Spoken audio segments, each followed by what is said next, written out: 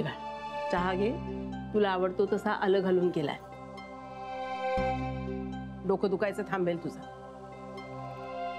नाही नानीजी, या चहाने सुद्धा माझं डोकं थांबेल असं नाही वाटून राहील. अगं सगळे प्रश्न असे लगेच सुटत नाही आणि कोणी असं लगेच स्वतःला सिद्धही करू शकत नाही. काळ हे सगळ्यात मोठं उत्तर असतं सगळ्या गोष्टींवरचं.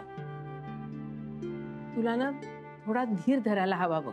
घे चहा घे. पण माझा धीर आता सुटत चाललाय वहिनी.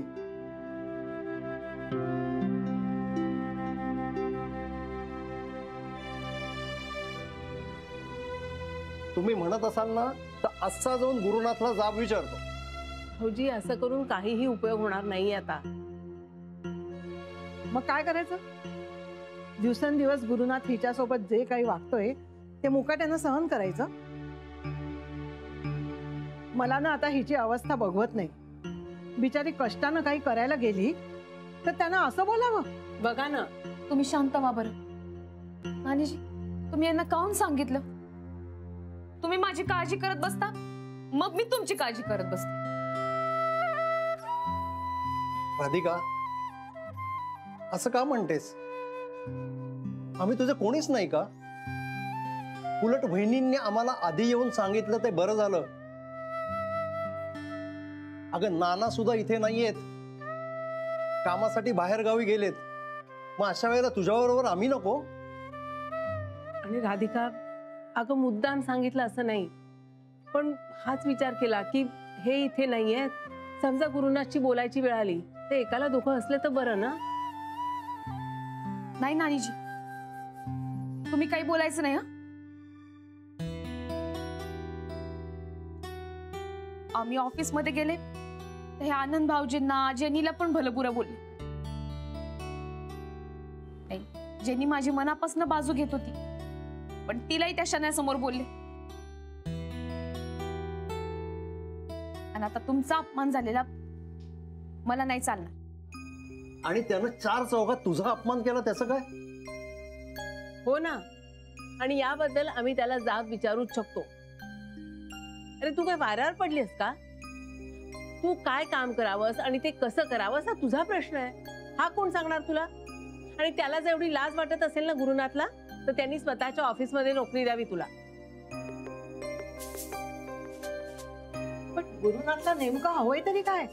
बायको म्हणून तुला स्वीकारायला तयार नाही, आणि तू जे काम करतेस ते त्याला पसंत नाही, आणि तो मात्र त्या मुलीबरोबर मजा मारतोय. इथे तुझं अथर्वचं काय होईल याची जराही पर्वा नाहीये त्याला. आणि तू कसं वागायचंस, काय करायचं त्याच्यावर अंकुश हा ठेवणार. राधिका, आता हे मात्र खूप झालं. आता हे सगळं यांच्या कानावर जायलाच हवं. नाही नानीजी, मला सूडबुद्धीने नाही वागायचं.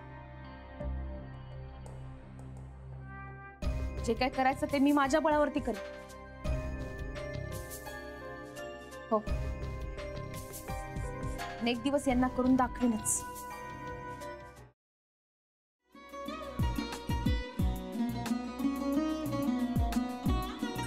लावू का? असाच लावू ना.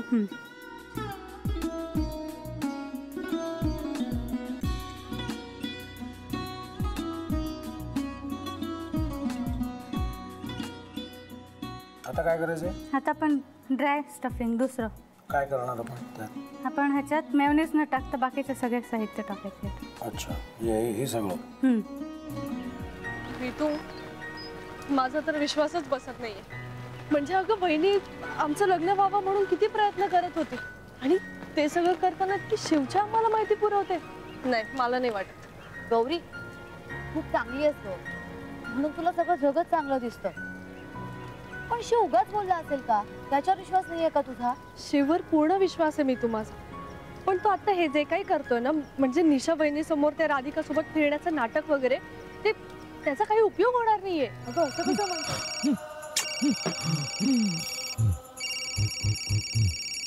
अगं नीलिमा, जतीन भाईंचा कॉल आहे. हो माहितीये, रिसीव कर ना. अगं बघ कट झाला. आता तू रिसीव केला नाहीस म्हणून ते मला करतील. अब पुन्हा आला बघ. घे बघू. पण हे एक ना एक दिवस घडणारच होतं. आता मला कळलं तुम्ही 2 दिवस झाले काय सांगत होता ते. बनू हे संकेत असतात आणि हे ठरवून येत नसतात. मी बाहेर तुमची वाट बघते.